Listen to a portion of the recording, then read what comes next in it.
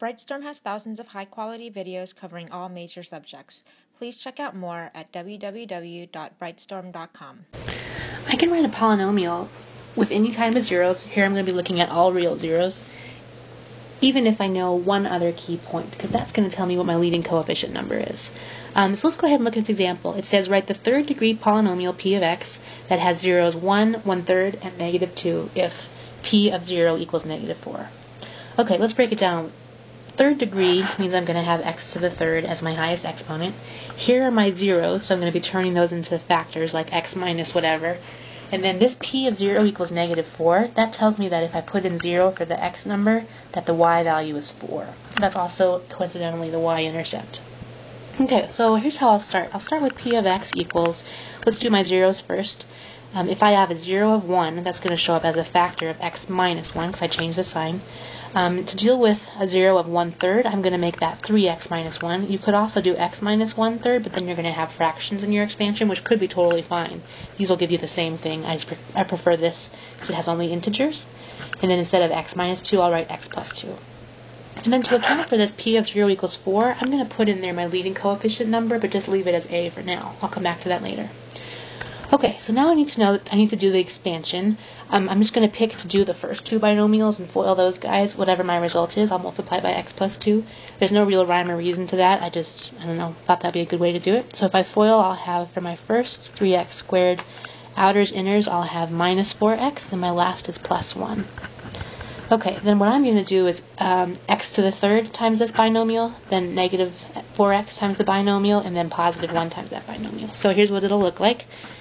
3x squared times x, and 3x squared plus 2.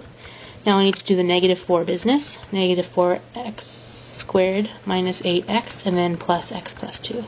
Of course, I want to combine like terms there. So I'll have 3x to the third plus 2x squared minus 7x plus 2. Okay, now that that's all expanded and I've taken care of all the information about my zeros, I'm ready to deal with this p of 0 business. P of 0 means if I input 0 for x, I want my output to be 4. But the way my polynomial is right now, if I input 0, I would get, let's see, 0, 0, 0. I get positive 2. I don't want positive 2. I want to have positive 4. So I need to multiply my polynomial times 2. That tells me the a value.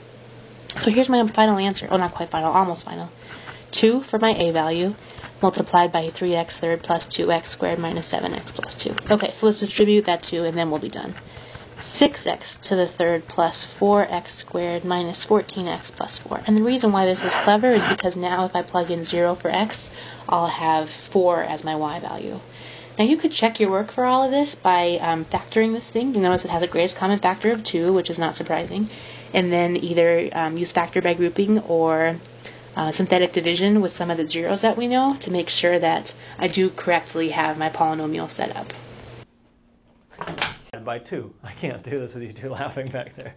Work it, work it. So if we had, no, that's not right, 3 coplanar points.